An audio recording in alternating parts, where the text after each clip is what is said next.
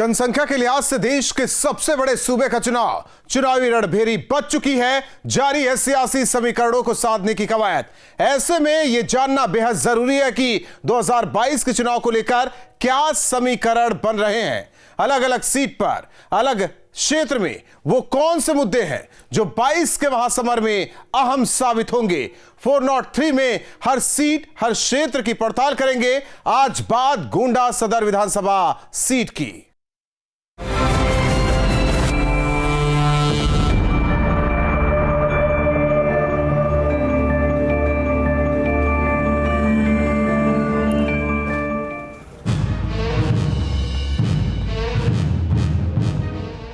मशहूर शायर अदम गोंडवी हो या क्रिकेटर विजय यादव, दोनों का ही संबंध गोंडा से है।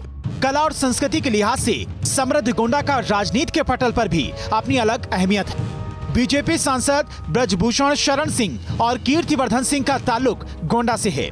मौजूदा वक्त में गोंडा जिले में सत्ताधारी पार्टी बीजेपी की पैठ मजबूत मानी जाती है, लेकिन पिछले चुनाव के आंकड़े बताते हैं कि गोंडा में समाजवादी पार्टी को भी कम करके नहीं आंका जा सकता। गोंडा जिले में 7 विधानसभा क्षेत्र हैं। यहाँ की गोंडा सदर से बीजेपी के प्रतीक भूषण सिंह विधायक हैं, जिन्हें 2017 विधानसभा चुनाव में 58,224 वोट मिले थे, जबकि उनके निकटतम प्रतिद्वंदी मोहम्मद जलील खान को 40,576 वोट मिले थे। माना जाता है कि गोंडा विधानसभा क्षेत्र के जातीय समीकरण विधानसभा चुनाव में जीत और हार का गणित तैयार करते हैं। गोंडा विधानसभा क्षेत्र में ब्राह्मण और मुस्लिम समाज निर्णायक भूमिका में है। इसके अलावा पिछड़ा वर्ग और एससी वोटर्स की भी अपनी अहमियत है। क्षेत्र में कुल मतदाताओं की संख्या करीब 2,97,561 है। पुरुष मतदाता 1,62,162 हैं। महिला मतदाता 1,35,399 हैं। बीते वक्त में गोंडा से जीतकर विधानसभा पहुंचे कई नेता मंत्री रह चुके हैं। हालांकि विकास के नजरिए से गोंडा की तस्वीर बेहतर नजर नहीं आती। आजादी के बाद भी गोंडा का अपेक्षित विकास नहीं हुआ और नतीजा गोंडा विधानसभा क्षेत्र की गिनती आज भी पिछड़े क्षेत्र के रूप में होती है। हमारे विधानसभा में कुछ भी बदलाव नहीं हुआ है। ना सड़क सही है, ना नाली सही है। हालांकि बीते वक्त में कई विकास कार्य कराए गए। इनमें कई शिक्षण संस्थान, मेडिकल कॉलेज, सड़कों का निर्माण शामिल है, लेकिन औद्योगिक विकास की गति धीमी है। सरकार विधायक सबकी नीतियां सही है, सरकार की नीति सही, उसी के साथ साथ कदम मिला के विधायक भी चल रहे हैं और काफी विकास हो रहा है, सुधार हो रहा है, काफी हद तक वो काम हुआ है, अच्छा हुआ है जो भी हुआ है। गोंडा में एक बड़ी आबादी कृषि पर निर्भर है, लिहाजा गोंडा की राजनीति भी किसानों के इर्द गिर्द घूमती है। गोंडा से कैलाश नाथ वर्मा के साथ टीम न्यूज स्टेट। गोंडा सदर विधानसभा सीट से प्रतीक भूषण सिंह विधायक हैं, जिनकी उपलब्धियों पर उनकी पार्टी बीजेपी का क्या कहना है, सुनिए।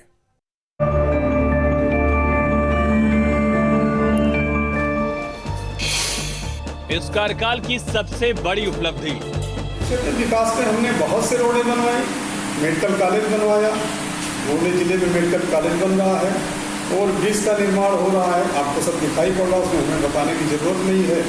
सारे जितने हमारे भाई लोग हैं, पत्रकार बंधु लोग हैं, सारे लोगों को दिख रहा है कि रोड कैसे है, कैसे नहीं है, सब आपके सामने। वो कुछ छिपा नहीं है। आरोप लगाने के तो आरोप तो लगाते ही रहते हैं कि भारतीय जनता पार्टी के हमारे जो मुखिया हैं, देश के प्रधानमंत्री हैं, उनके द्वारा 80 करोड़ जनता को, गरीब जनता को अन्न योजना के तहत कोविड काल में सबको घर घर अन्न दिया गया है। लोग दोबारा आपको वोट क्यों दें? जनता वोट इसलिए दे कि हमने काम किया है, हमने इतना काम किया है कि आप खुद जान रहे हैं। हमने तमाम योजनाएं लागू की है, चाहे प्रधानमंत्री आवास योजना हो, चाहे शौचालय योजना हो, चाहे जनधन योजना हो, चाहे आयुष्मान योजना हो, चाहे विद्युत योजना हो, जो भी सौभाग्य योजना हो, ये योजनाएं हमने जमीन नीचे से लेकर हमने लागू किया है। इस बार जीते तो क्या करेंगे? जीतेंगे तो हमारी पार्टी तय करेगी कि हमको करना क्या है। तय तो मुझको नहीं करना है, पार्टी हमारी तय करेगी, संगठन हमारा तय करेगा। जो वहाँ से योजनाएं तय करेंगे, उन योजनाओं को हम नीचे तक, दूर तक ले जाकर गरीब जनता का हम विकास करने का प्रयास करेंगे। अब देखिए कि विधायक की उपलब्धियों और बीजेपी के दांव पर विपक्ष का क्या कहना है।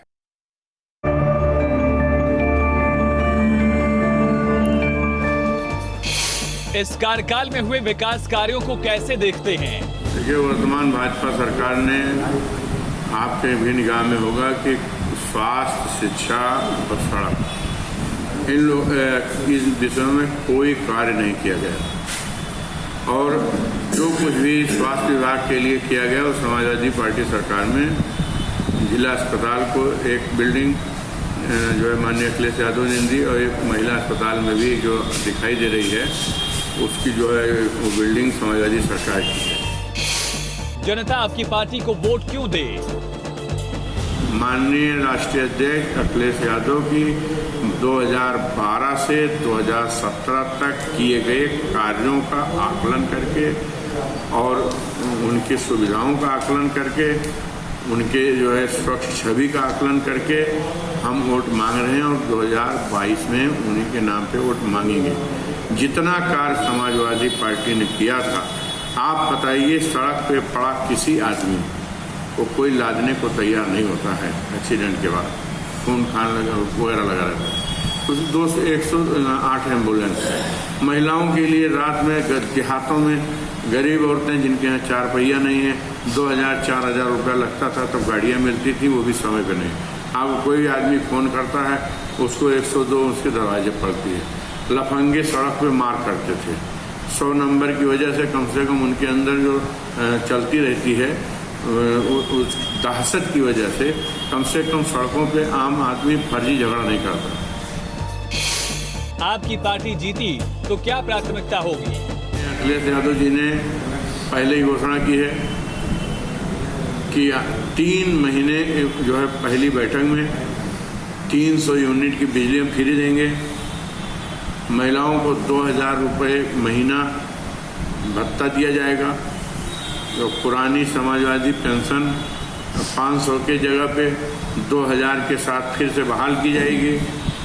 और जो सुविधाएं हैं, जो हम लोगों की पहले समाजवादी पार्टी ने जो सुविधाएं दी थी, उन सुविधाओं को और अपग्रेड करके अच्छी व्यवस्था लागू की जाएगी। और आने वाले समय में जो आपकी शिकायत है कि बिजली कटौती हुई है सड़कों का, वो सबसे अच्छी सड़कें आपको देखने मिलेंगी। आपने देखा होगा कि लखनऊ से आगरा एक्सप्रेसवे ऐसी दुनिया की पहली सड़क है कि अगर सरकार को जरूरत पड़ जाए तो उस सड़क पे लड़ाकू विमान उतारे जा सकते हैं। ऐसी अब देखिए जनता का क्या कहना है। सत्ताधारी दल और विपक्ष के तर्कों पर जनता क्या मानती है, क्योंकि ये पब्लिक है, सब जानती है।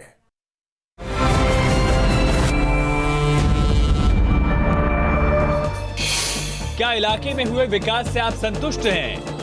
हमारे विधायक से हमारी जनता सारी खुश है। लगभग विरोधी लोग नहीं खुश हैं, और तो सारी जनता खुश है। जिसको काम देखना है वो तो खुश है। हम तो बहुत खुश हैं अपने विधायक से, अपने सांसद से, अपनी सरकार से। हम लोग तो बहुत खुश हैं और आशा करते हैं कि आगे भी हमारे विधायक भी अच्छा काम करेंगे और जनता को खुशी मिलेगी। 0 कोई काम नहीं किया है, एक भी काम नहीं किया है। सबसे पहली बात काम की आप बात छोड़ दीजिए। आज जनता ये परेशान है कि हमारी अपने विधायक से मुलाकात ही हो जाए, यही बहुत है। विधायक के परफॉर्मेंस से हम लोग संतुष्ट नहीं हैं, खुश नहीं हैं, जो सच्चाई है। 100 में कितना नंबर देंगे? 100 में से हम 10 से 15 नंबर देना चाहेंगे। अच्छा, क्या विधायक ने अपने सारे वादे पूरे किए? हमारे विधानसभा में कोई भी बदलाव नहीं हुआ है। जो पहले था सपा के सरकार में ही था। जिस बदलाव यही देखते हैं कि जैसे जो पहले गड्ढा हुआ करता था सड़कों पे, वो आज लगभग 90% जगहों पे गड्ढा मुक्त हो चुका है, या जिस पे गड्ढा भी है उस पर कार्य चल रहा है। बहुत बदलाव लग रहा है। पूरे प्रदेश में बदलाव है, विधानसभा में बदलाव है। हमारे विधानसभा में जो है तमाम सड़कें बन चुकी हैं और यहाँ जो है मेडिकल कॉलेज भी मिल गया है। कुछ नहीं बदला, सब वैसे वैसे रहेगा। विधानसभा क्षेत्र में काफ़ी बदलाव हुआ है। जैसे मेडिकल कॉलेज बना है अपने यहाँ, और इधर ओवरब्रिज वगैरह बन रहा है, और शहरों में लाइटें लगी हैं, सब स्ट्रीट लाइटें लगी हैं। स्थानीय समस्याएं क्या हैं? स्थानीय समस्याएं यहाँ बहुत सी हैं, जो पहले जैसे हमारे इस वक्त जो पूर्व विधायक करके गए थे वो तो बेहतर था, लेकिन इस बार जो कोई काम ही नहीं हुआ है तो लोगों के लिए बहुत ही समस्याएं हैं। स्थानीय समस्याएं जो भी थी लगभग पूरी हो चुकी हैं, दूर हो चुकी हैं। बात तो साफ नहीं, क्योंकि रोडें जो भी खराब बन चुकी हैं, गड्ढा मुक्त हो चुकी हैं, कुछ पे कार्य चल रहा है। बिजली की भी समस्याएं जहाँ तक है कि दूर हो चुकी हैं। मेरी समस्याओं का तो निदान यहाँ लगभग हो चुका है। जो भी समस्याएं थी शहर की, जैसे जाम के लिए, तो हमारी सरकार ने, हमारे विधायक ने बाईपास भी स्वीकृत करवा दिया है। यहाँ की स्थानीय समस्या जो है सड़क की है, पानी की है, बिजली की है, अच्छी एजुकेशन व्यवस्था यहाँ तो समस्या ही समस्या है। ना तो आज तक बिजली आ रही है टाइम से, डीजल का दाम 100 रुपया पार हो गया, पेट्रोल 110-11 रुपया हो गया। इस सरकार में तो कोई काम ही नहीं हुआ। पहला नंबर सड़क, दूसरा नंबर सड़क, तीसरा नंबर बिजली, चौथा नंबर महंगाई।